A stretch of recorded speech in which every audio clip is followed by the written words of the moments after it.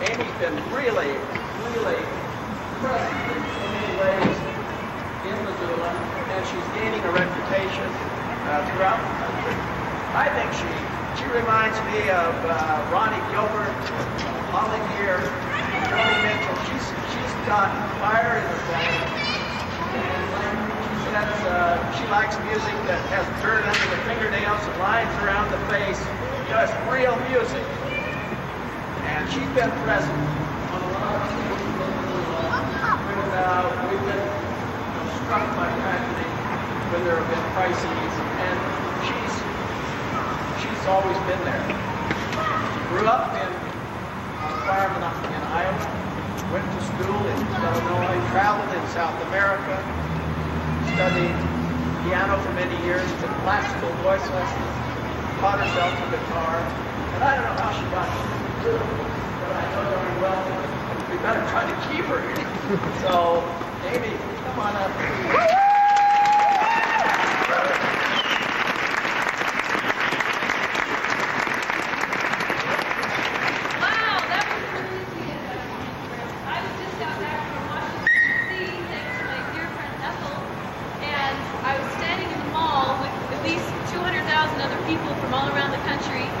Protesting the war, and I can't even stand right where Martin Luther King stood with 40 people supporting him, and be part of that multi-age, multi-gender, multi-sexuality, multi-racial, multi-everything crowd. I mean, it was America, and we were there, and we were so loud, we were so huge. I felt we took over Washington.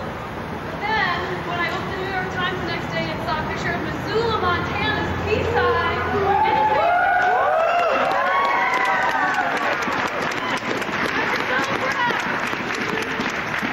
And I was wishing I could have been in both places at once, so it's really fun to get to come back and do this with all of you. So let's sing a song. This is one I got off of my Voice of the Civil Rights Movement CD, and it's a call and response. So I'll do it real slow first, and then we can do it. You can pick it up. Clapping on the offbeats, everybody, not just 1, 3, 1, 2, 3. That's how we got to do it. That's the cool way to do it. The other way is the honky way. I grew up in Iowa, I know. So. We'll worry about that later, though. First, let's just sing. It goes like this. I'm on my way. I'm on my way to freedom land. To freedom land. I'm on my way.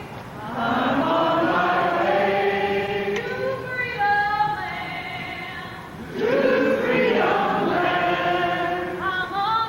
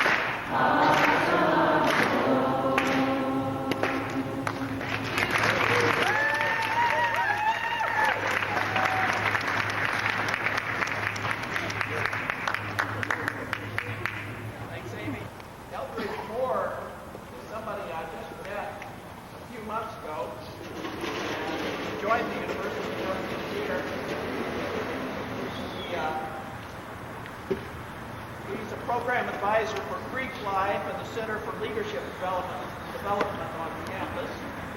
He comes to us from Baton Rouge, Louisiana. He had a BA, a pre-med in biology at Southern University and an MA at Southwest Texas State University.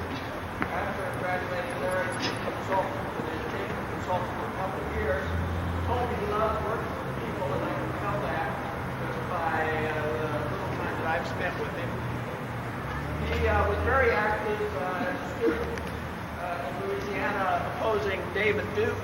He worked to defeat David Duke, who, as you may know, was an ex-Ku Klux Klan leader who tried to transform himself by saying he was a Democrat, and who was very narrowly defeated by a few votes. And that's the messages that are getting out there, organizing. You never know when you're going to defeat a David Duke by just a few votes. So every leaflet counts, every vote counts. And Kelly knows that. His father's from Mississippi, and his father has a very direct connection to the Emmett Till case. You may have seen that the Till case was in the news just about 2 weeks ago. Emmett Till's mother died. She was instrumental in generating a lot of civil rights protests when her boy Emmett was murdered in Mississippi in the 1950s for having supposedly whistled at a white girl in a store. And Eldridge's father, friend, was at the home of the Till family when the mob came to take Emmett Till away. So Eldridge has firsthand experience of that kind of brutality that existed then and still exists, as we know, with the murder case in Texas and cases involving gays and lesbians throughout the country. Incidentally, I wanted to, but the rally that's Carol gave me, stockings speaking out to the rally on Saturday, February 8th to commemorate the anniversary of the arson fire at the home of Carla Grayson and Adrian Knapp. So that kind of brutality still goes on. It goes on right in our own community. So Eldridge graciously agreed to not only speak tonight, but he's going to MC over at the church. And he hasn't been here for just a few months. So give him a really warm welcome.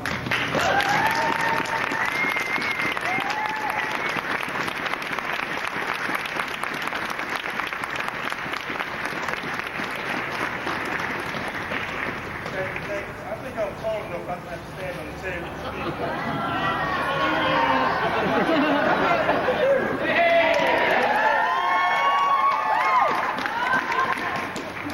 I'll take my hat off as I do. It's covered and I'm from Louisiana. That's one of the great research for our women. I come to you to give a speech. It was originally written to offer remembrance to Mamie Till, the mother of King Till. But with that things going on in the news, the Lord moved me in a different direction. He asked me to step forward and remind everyone, if you don't remember your past, you're doomed to perform it again. As I stepped forward, my father was from Mississippi, I was stated earlier. My parents from Louisiana. That's my parents from Louisiana. I looked back and I saw the events in the news that occurred on Wednesday, Thursday, and last Friday. And for some reason, it evoked just a curious streak of fear in my heart. I reminded George Bush sat forward and said that quota systems are erroneous. Use of affirmative action should not be used in any possible way to assist those minorities to help them gain into college. The image of George Wallace standing before the University of Alabama screaming segregation now and segregation forever just went through my spine. I could not believe the President of the United States had the audacity to go back in history and evoke those types of memories. I can't believe the President of the United States had the gall to say we should not have preferential treatment when he was given preferential treatment getting to Yale by his father.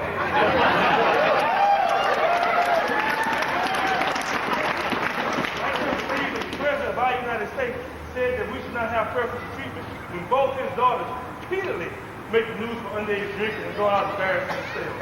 I can't believe that this still exists. This day, I forgot. Unless you play sports, you can catch a football or shoot a basketball, then of course, you're granted preferential treatment. But other than that, there's no minority should be given preferential treatment. It scares me.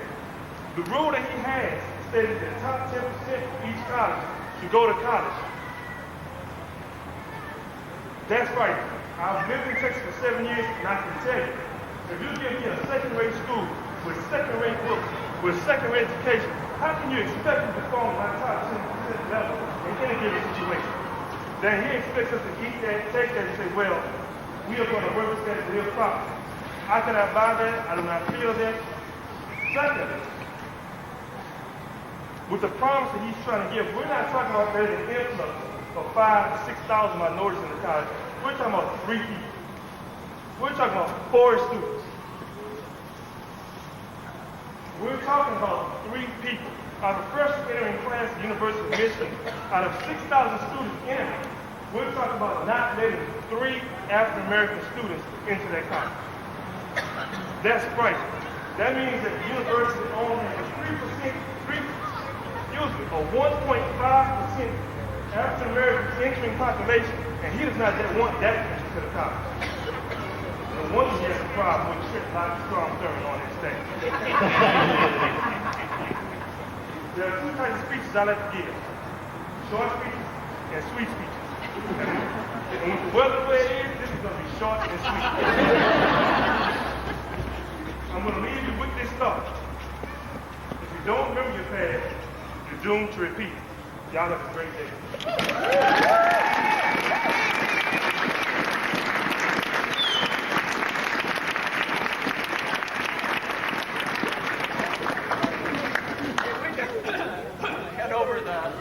I don't know, Steve, do you want to be in the middle, the front, the back? Where? In the middle. We'll do our best. All right. Well, all of you, sing loudly.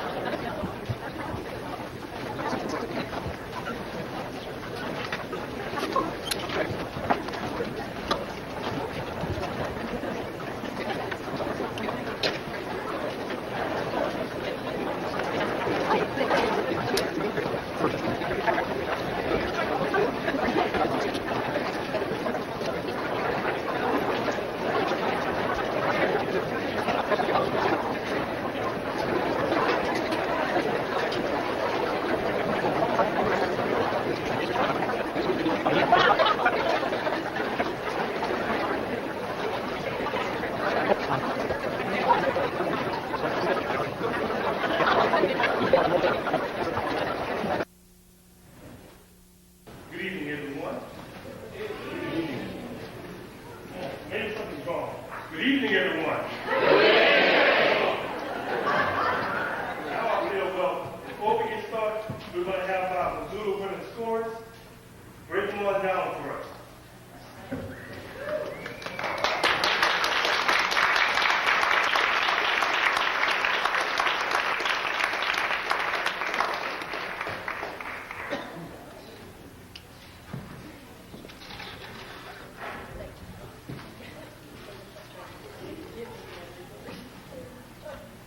How are y'all doing?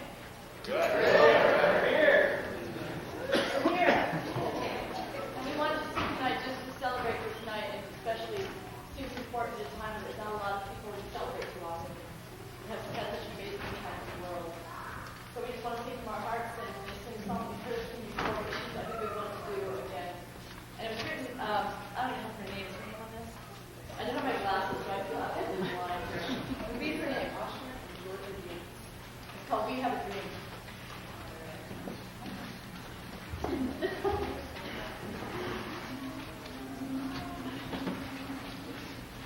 We have a dream to be in a world that's truly free.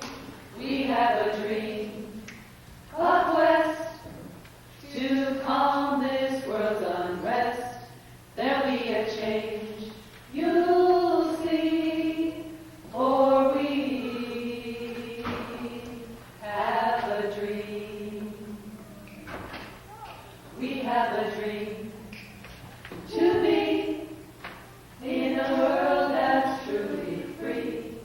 We have a dream, a quest to calm this world's unrest.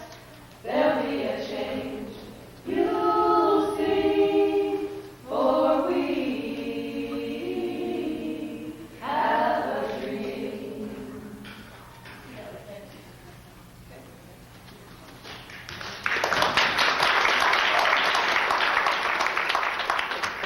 Small, but we need more voices. So what we want you to do is do it with us. We have a dream to be in a world that's truly free. We have a dream, a quest to calm this world's unrest. There will be a change you'll see, for we have a dream. Can you help us? Yep. Good. We'll do it again. We have a dream to be in a world that's truly free. We have a dream, a quest to calm this world's unrest. There'll be a change, you'll see, for we have a dream. One more time. We have a dream. Yeah. To be in a world that's truly free. We have a dream, a quest to calm this world's unrest.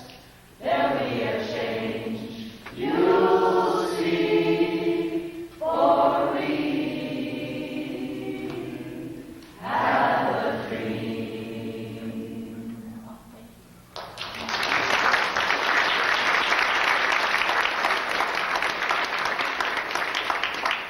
You did so well, we're going to sing with it again. I should have a name for you, we invite you. Change our language. It's just written by a friend of mine called Harmony Grisman, a friend of all of ours, actually, we all know her. It's called Break 'Em On Down, and the idea is you've got to keep breaking down the walls that are between us. So it goes like this. Break 'em on down, Break 'em on down, break 'em on down, these walls between us. Break 'em on down, break 'em on down, break 'em on down, these walls between us. Break 'em on down, break 'em on down, these walls between us. Break 'em on down, break 'em on down, these walls, these walls, these walls between us. you got that? What we're going to do is we're going to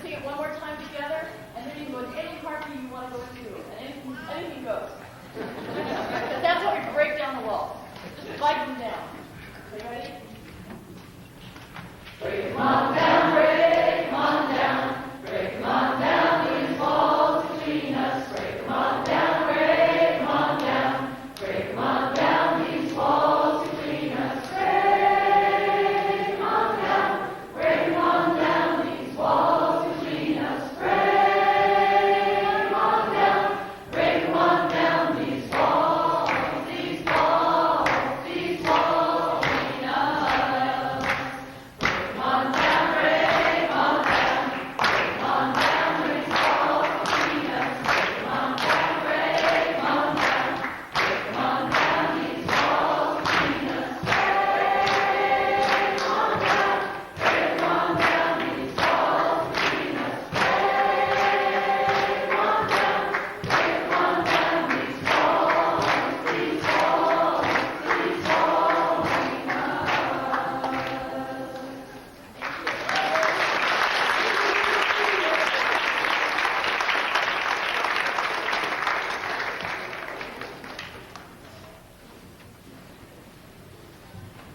Let's give the women's sports another round of applause.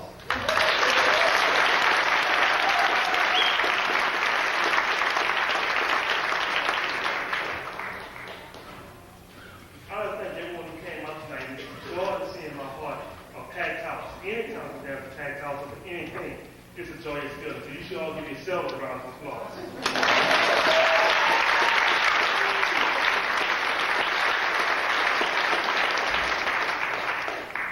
As stated earlier, if you can make a march over, my name is Elvis Moore. I'm in class at the University of Montana, and I'm hosting this year's Martin Luther King Day celebration. I'm here with an astounding speaker today. Her name is Ms. Julie Kajun. She is one of two recipients of the American Family Foundation National Educator Award for Montana. One of two in 2002. That's incredible.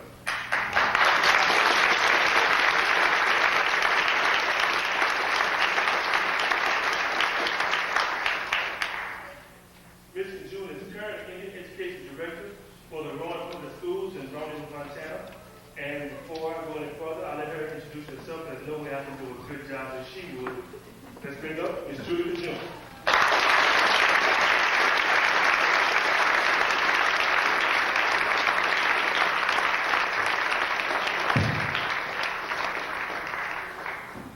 Holy smokes. This is scary.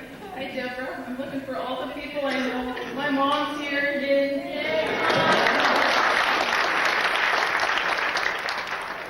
When my mother came in, then I knew I'd be okay. This is what a wonderful event.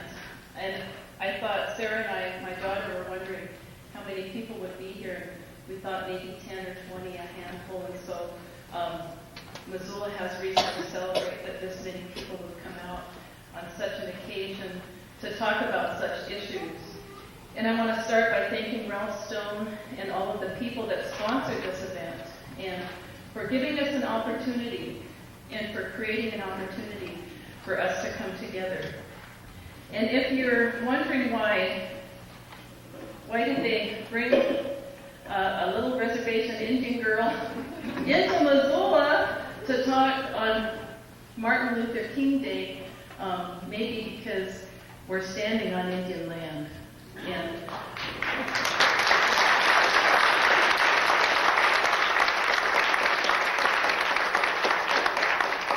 I acknowledge the work that Ralph and the people that work within the Montana Human Rights Network, Ken Poole, a lot of people in the state, the work that they're doing, looking at race in their own backyard. It's very easy for us to talk about it as an urban issue, and for those of us who live in some homogenous rural communities in Montana, it's easy for us to talk about it in issues of black and white. But it's very challenging for us here in Montana and in this day to talk about it as issues of relationships historically and in contemporary society between Indian and non-Indian people. To begin our time here together, I want to honor my ancestors and my relatives, and I want to honor their knowledge and their wisdom in knowing that always we should begin everything with prayer, shouldn't we? And so I'm going to do this in my own way, and I will do this by sharing with you Joy Harjo's poem, Reconciliation, a Prayer. We gather at the shore of all knowledge as peoples who were put here by a God who wanted relatives. This God was lonely for touch and imagined herself as a woman, with children to suckle, to sing with, to continue the web of the terrifyingly beautiful cosmos of her womb. This God became a father who wished for others to walk beside him in the belly of creation. This God laughed and cried with us as a sister at the sweet tragedy of our predicament, foolish humans. This God built a fire as our brother to keep us warm. This God who grew to love us became our lover, sharing tables of food enough for everyone in this whole world. Oh, sun, moon, stars, our other relatives, peering at us from the inside of God's house. Walk with us as we climb into the next century naked, but for the stories we have of each other. Keep us from giving up in this land of nightmares, which is also the land of miracles. We sing our song, which we've been promised has no beginning and no end. All acts of kindness are lights in the war for justice. We gather up these strands broken from the web of life. They shiver with our love as we call them the names of our relatives and carry them to our home made of the four directions and sing of the south where we feasted and were given new clothes, of the west where we gave the best of us to the stars as food for the battle, of the north where we cried because we were forsaken by our dreams, and of the east because return to us is a spirit of all that we love. We're here this evening to share thoughts and words and memories to mark this day of memorial to Dr. Martin Luther King Jr. and his life's work that was devoted to making this country we call America more humane. Dr. King's words and actions awakened a sense of moral shame among us, and the truth of his testimony seared the conscience of our nation and moved institutions that had stood as granite mountains of resistance. The work and sacrifice of those who engaged in this struggle for justice laid bare the roots of racism in our country. The cost people counted in exposing the host of our country's disease was great. However, the legacy of this trial was the assurance that such injustice would never again be tolerated or condoned. We are all here today as inheritors of that legacy and as guardians, ever vigil, to ensure that no child or person is left orphaned without their just due endowment of the dignities and rights of humanity. We are here today to honor the legacy of Dr. King and the civil rights movement through our commitment to stand watch for new ways in which humanity may be threatened or eroded. We are here today knowing that new dangers are among us in disguises that we may not recognize. 30 years ago, in his book, The Other America, Michael Harrington wrote, "If all the discriminatory laws in the United States were immediately repealed, race would still remain as one of the most pressing moral and political problems in the nation. The American economy, the American society, the American unconscious are all racist. If all the laws were framed to provide equal opportunity, there would still exist a vast, silent, and automatic system directed against men and women of color. Harrington's words rang true as he witnessed the Supreme Court decision, Brown versus the Board of Education in Topeka, Kansas, fail to bring about the social and educational equity intended. Schools remain segregated, and schools that serve students of color remained inhumanely underfunded.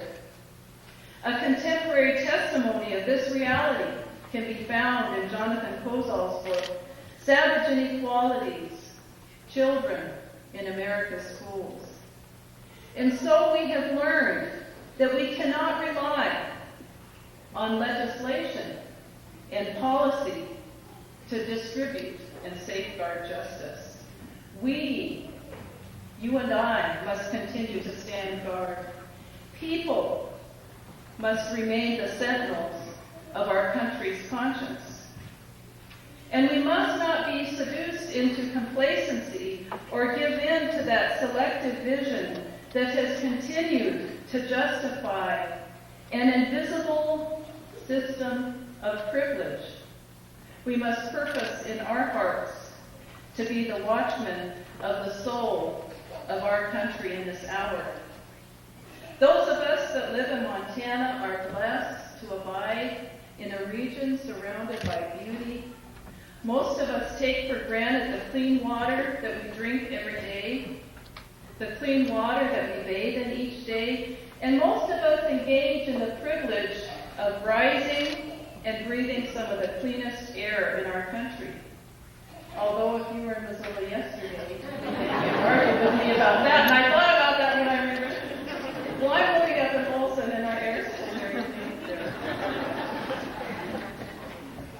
But most of us that have the fortune to live here, we have come to have an intimate knowledge of a landscape of unmatched elegance. In our good fortune, however, we cannot neglect the cause of those whose fate has not been as favored as ours. Many individuals and communities face a new form of oppression, a legacy of the pollution that we've created, environmental racism. Race remains the most significant variable in determining the location of commercial hazardous waste facilities. In Houston, Texas, where African Americans make up a little over 25% of the population, 75% of the municipal garbage incinerators are located in their neighborhoods. 100% of the city-owned garbage dumps are located in black neighborhoods. Our legacy of pollution provides us with a stark comparison of the neighborhoods of privilege and the neighborhoods of color. In the Los Angeles area, only 34% of white Americans inhabit areas with the most polluted air, but 71% of African American and 50% of Latinos live in neighborhoods with the highest levels of air pollution. Nationwide, 60% of African Americans and Latinos live in communities with uncontrolled toxic waste sites. American Indian reservations are the systematic target locations for hazardous waste incinerators, solid waste landfills, and nuclear waste storage facilities. President Bush's recent designation of Yucca Mountain as a hazardous waste site provides us with a contemporary example.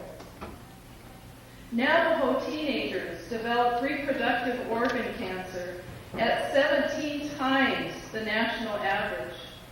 because of their exposure to radiation from uranium mines.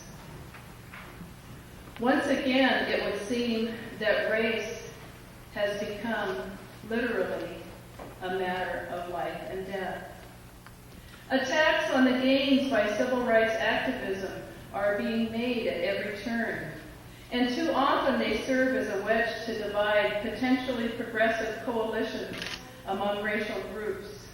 Individual and collective civil liberties are endangered as fear and hysteria drive common sense and reason from our decision making. And today, our country stands on the brink of war. So surely, the sentinels have beat the drums, and the watchmen have sounded the alarm. The burden of crisis is laid on the shoulders of the average citizen, people like you and me, to try to change the course of a nation. So perhaps we should begin this task with self-examination, to know who we are, and to know what role we have played, and to know what role we can play. And we must know that this action will not be without cost, but we also know that inaction would require a higher price from us, a measure of our humanity. As we embark on a course of action, we need not be afraid, for truth and justice are on our side. We need not feel lost, for others have gone on before us, marking the path of freedom. And we need not feel alone, for look around you tonight and embrace your brothers and sisters in struggle. And while some of you will answer the call to work on a national level, there remains a great work of race relations before us in this community and in this state. For when we speak of race relations in Montana, we are speaking of the historic and present relationship between Indian and non-Indian communities. Sadly and ironically, the indigenous people of this country, American Indians, largely remain the least understood minority group in our nation. And so I would challenge you to begin the efforts for justice right here in your own state. There is still much work to be done. Indian people are overrepresented in our state prisons. They are still dropping out of high school at alarming rates. State higher education institutions still appear challenged to support Indian students in completing their academic programs. Tribal governments find themselves in court on almost a daily basis, defending their right to self-govern and act as stewards of the meager land base they have preserved. So I would ask each of you, how much do you know about your Indian neighbors to the north and to the south and to the west and to the east? Do you understand the ongoing battle we are engaged in at this moment? For truly the Indian wars are continuing. They are being fought in courtrooms all across America. Montana is engaged in a great experiment. And that experiment is the fulfillment of a constitutional guarantee given to every citizen of Montana over 30 years ago. That guarantee stated that the state of Montana recognizes the distinct and unique cultural heritage of American Indians and is committed in its educational goals to preserve their cultural integrity. This new experiment is one that would call us to restore America's memory and to teach her collective memory to all young people in our state with the hope that along with the enlargement of their minds, that the humanity of their hearts would be enlarged as well. While this idea may not be new, we may certainly be the only state in our nation who has made it law. The idea was described in a way by an average man, by a white American who had come to a deeper understanding of racism. And he had come to the conclusion that existing government programs were inadequate for changing racism in the United States. He imagined that a realistic program of education for whites could get rid of racism in one generation. These are his thoughts and imaginings. All prejudice could be removed in one generation if we had an education system that was completely united to that end, whose priority was not just the increase in intellectual knowledge, but the increase in spiritual knowledge. And what I mean by spiritual is not necessarily religious, but in knowledge of the true reality of human beings. And if we taught racial equality in the schools, if we taught it from the earliest age, and if we taught it in our churches, then obviously it would be removed in one generation. Let us dare, let us have the audacity to imagine such schools for our children.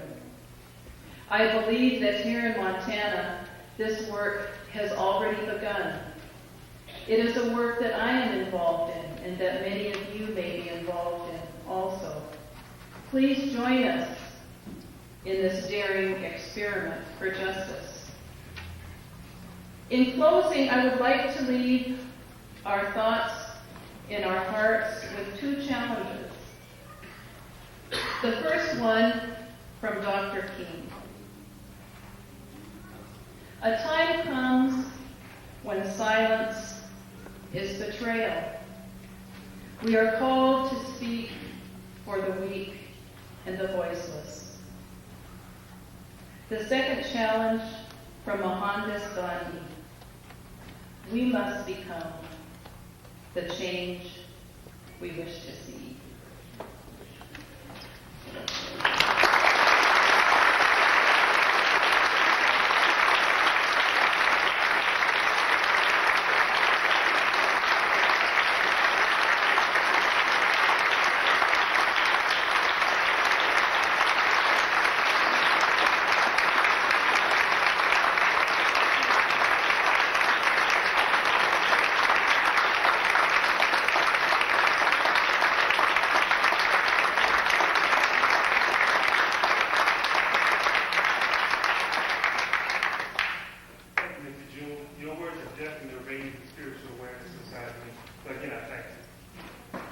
And now I'm going to ask the women's Missoula chorus again.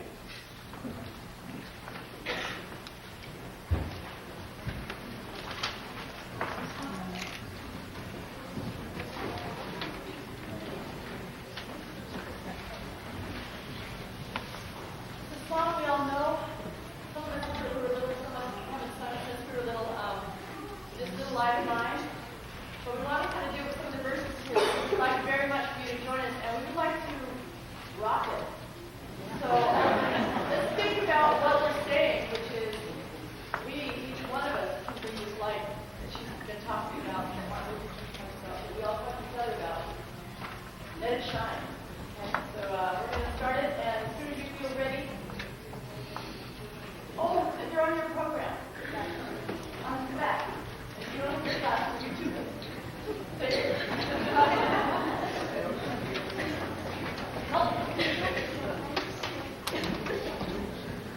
And we're going to do a little chorus background thing, which you're also welcome to join us.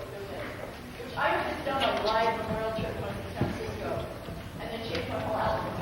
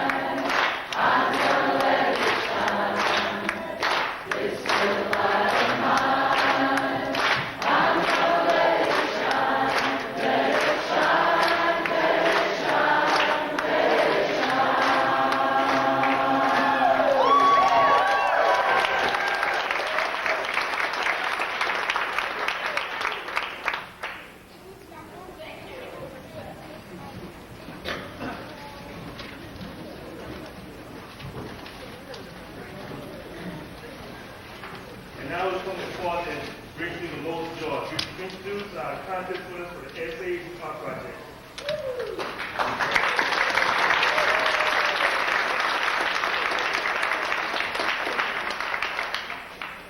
We're going to call up all grades 3 through 12. So, hold your applause until every student is called up.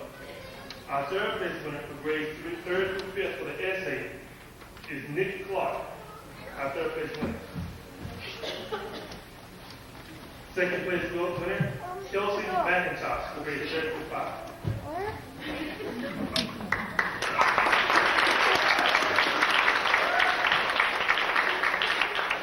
Our first place winner for grades 3 through 5 is Maren Cross.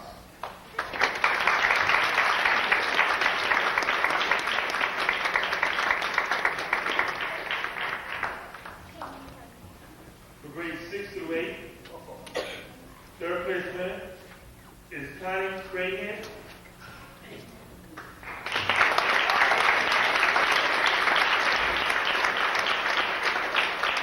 Second place for grades 6 through 8, Jane Blevins.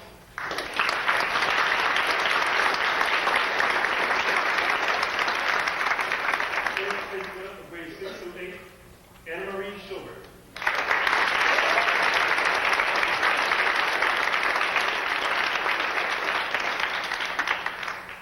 Third place winner was grades 9 through 12, Melissa Schwartz.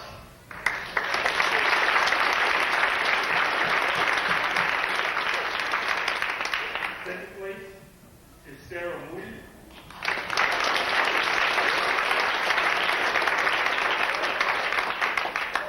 First place for grades 9 through 12, Riley Summers Flanagan.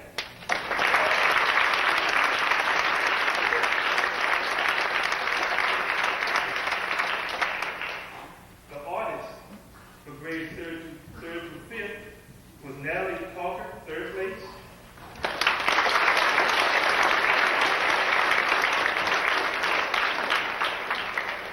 Second place, grades 3rd through 5th, Tony Hughes.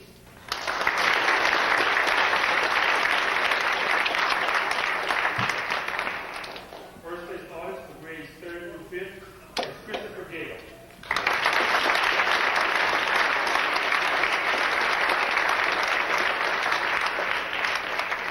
Third place for artists, grades 6 through 8, Ty McCullough.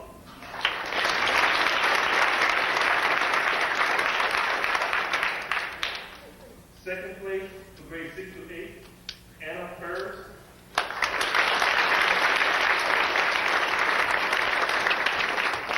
And third place, grades 6 through 8, Julie Robertson.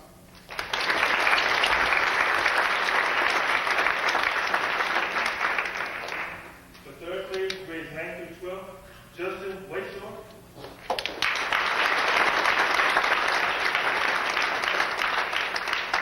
Second place, grades 9 through 12, Joel Smith.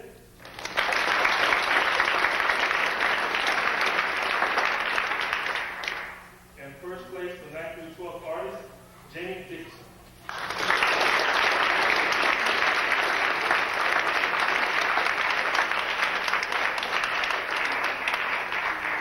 And I'll even greater honor to have Marion Carras come and read the winning poem for grades 3rd through 5.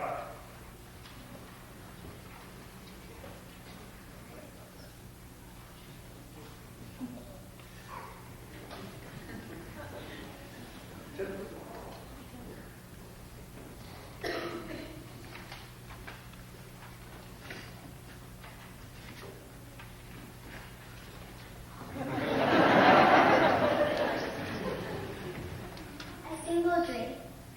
He was a man with an equality plan, a strong brother who stood up for one another. With little time to spare, he wanted freedom to be everywhere. With education, one can diminish segregation, a passion for nonviolent action. Black or white, he was willing to put up a fight.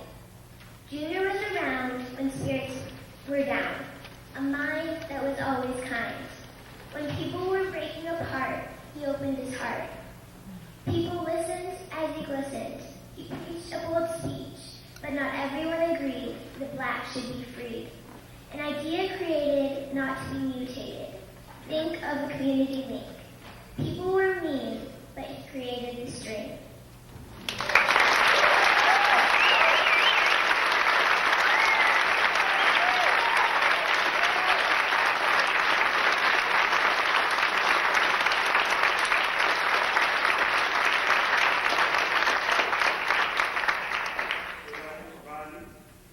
First place winner, grade 6 to 8. Oops, and her shoulder.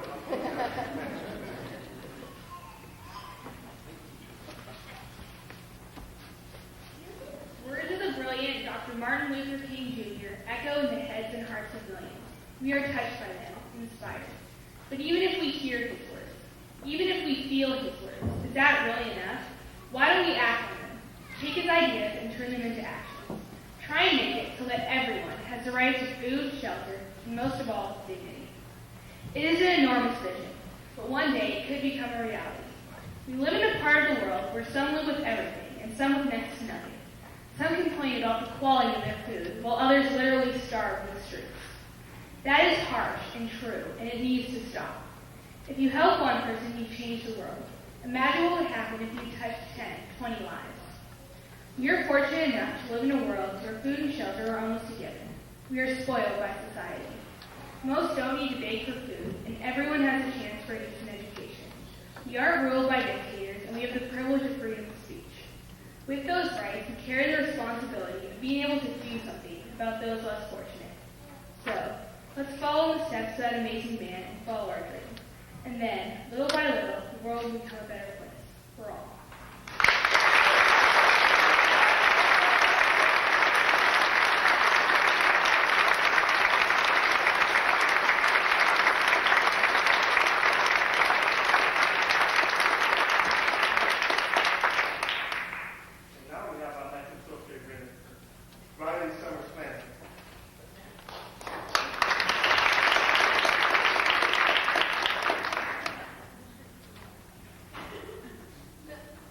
In 1964, Martin Luther King Jr. had the audacity to say he believed that everyone could have food, education, culture, dignity, equality, and freedom. Now, 39 years later, his words are still audacious, which is unfortunate. Dr. King was obviously outraged by the number of children that went hungry and uneducated, children held captive by their poverty. Even now, in our modern world, 33,000 children die each day from starvation and malnutrition. Consider food, one, if not the, most basic of human needs. The future of society, our children, cannot be provided with 3 meals a day. Cannot? Is that the right word? No. The means to nourish the entire world exist, but we lack the will to solve the problems involved. Our morality does not extend past our own Botox faces. Education. That's next. Once children are educated, they have a chance to become dignified, able to take care of themselves. They can see freedom and go to it, reaching out for equality, which they can now work towards. We, the people of the United States of America, continue to drag our feet when it comes to world issues concerning food and education for the children. As the saying goes, children are the only known substance from which adults can be formed. We, along with Somalia, are the only 2 countries in the world who have not yet signed the UN Declaration on the Rights of the Child. So I wonder, what would Dr. King say?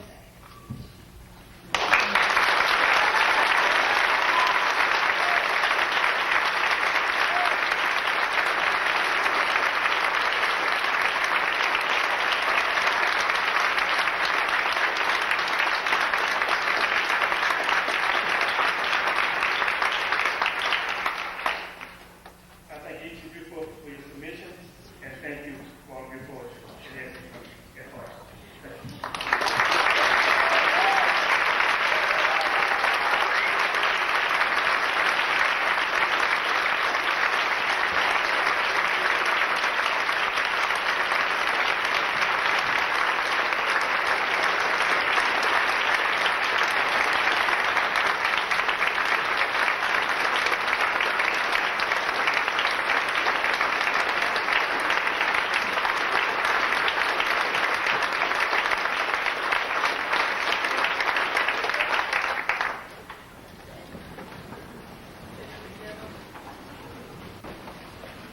we'll have our candle lighting and our music before this. I would like to thank Ms. Julie June for coming out. All the wonderful children.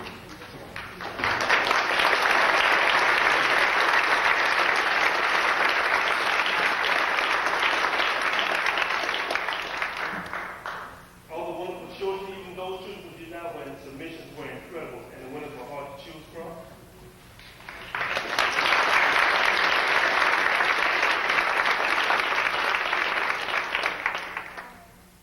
And following our candle lighting and songs, we shall proceed downstairs to the reception where there is